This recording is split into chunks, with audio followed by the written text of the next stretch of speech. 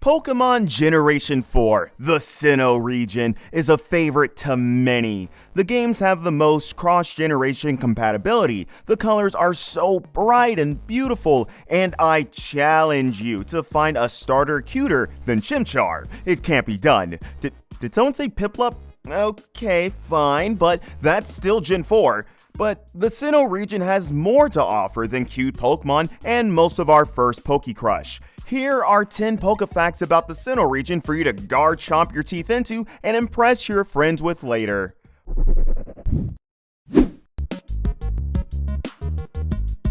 Number 1. Drifloon steals kids. Yes, you heard that correctly. Drifloon's Pokedex entry in English simply states that it steals children away, but in its original Japanese Pokedex entry, we learn the full truth. Drifloon steals children away to the underworld. But how, you may be wondering? According to Pokemon lore, children mistake Drifloon for a balloon and they'll grab onto it, and then it takes them to hell. So if you're someone who really doesn't like the startling sound of a balloon popping, just know it could be worse.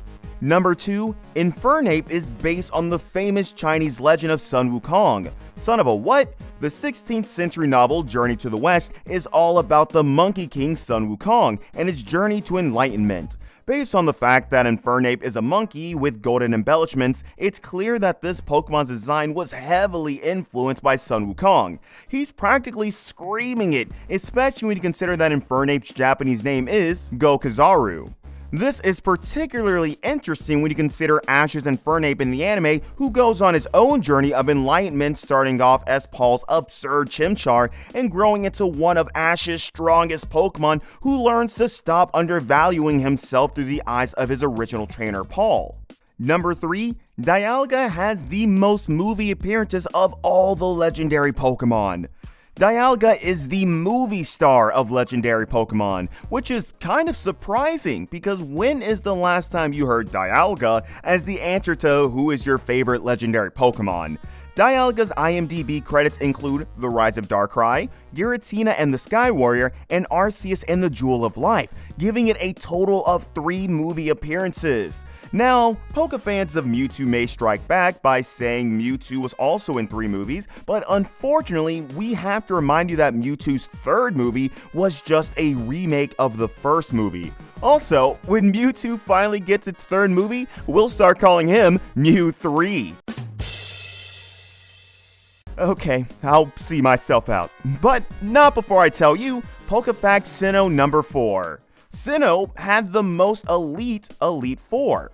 For the serious Pokefans that have kept up with all the games since the days of Red and Blue, did you feel like the Elite Four in Pokemon Diamond and Pearl were way harder than the previous 3 generations?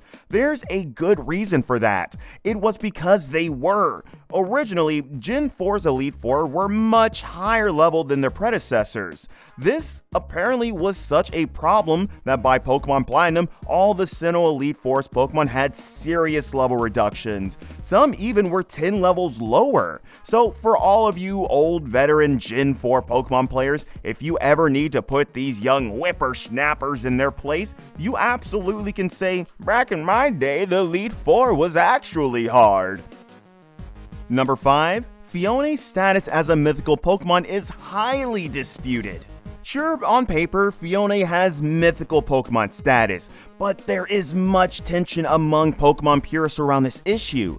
Phione is the only legendary or mythical Pokemon that can be obtained through hatching an egg, which means you can get multiple of them, which to some would shift Fione's classification to not a mythical Pokemon. But what does this even mean for the world of Pokemon? Does it mean that the only classification for a Pokemon to be classified as a mythical or legendary is that it doesn't have parents? That seems sad, but if that's true, allow me to introduce you to the newest mythical Pokemon, Cubone. Whew, that joke was about as dark as the Drifloon kidnapping kids fact. Number 6, Pokemon Platinum featured the weather, Acid Rain. Weather effects were introduced into Pokemon gameplay in Generation 3. By Generation 4, there apparently were still some rough edges that needed to be worked out with weather effects. In Pokemon Platinum, there was a weather glitch that players eventually called Acid Rain. To activate Acid Rain, you would have to knock a Pokemon out with the move Pursuit as it was about to switch out, while another weather effect is already in play. The result? All weather effects happen at once and damage the Pokemon for the rest of the match. This effect exists in Pokemon Platinum, Heart Gold, and Soul Silver, and then the game designers finally showed us mercy and fixed it. Number 7. There are no dragon experts in Sinnoh. Sinnoh is the first region to not have a major trainer or gym leader that is a dragon expert. Back in Generation 1, dragon Pokemon were arguably the most powerful, until ice Pokemon blew into town and made them chill out. As a result, in the game, some of the in-game and most difficult trainers and gym leaders were dragon trainers, until Gen 4, and we don't see any major dragon-type leader. I can hear you all across your computer and phone screen screaming at me, but what about Cynthia? While Cynthia's main Pokemon is Garchomp, and while her great power can only be rivaled by her great beauty, Cynthia was in fact not an exclusive Dragon-type trainer. She's had a variety team, or must I remind you of her terrifying Spiritomb? Also, fun fact within a fact, Sinnoh also didn't have any normal or dark specialist major trainers or gym leaders, but nobody really cares about dark or normal types. Number 8. Not all Poké Centers are safe havens in Sinnoh.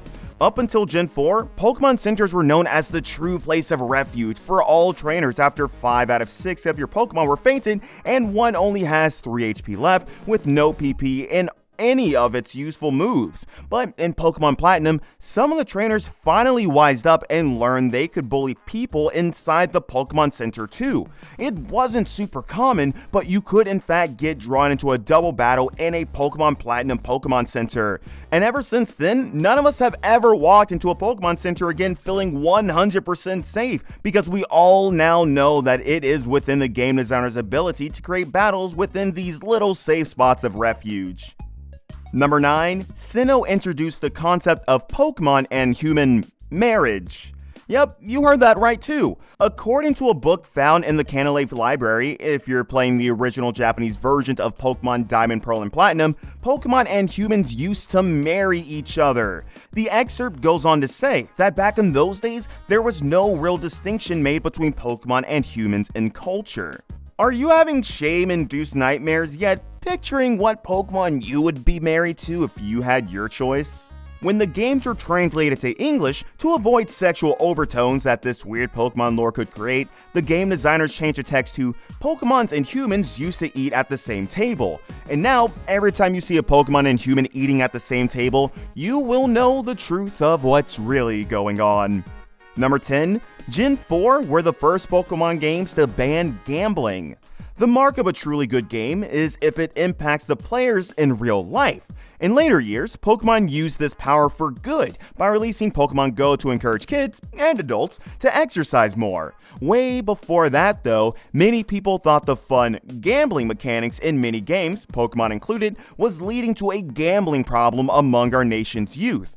One of the recurring features of Pokemon, starting even back in Generation 1, was the Game Corner, where players could spend in-game money on coins to use on slot machines. This started to be seen as a problem in later years though, as gambling concerns within gamers arose in the world.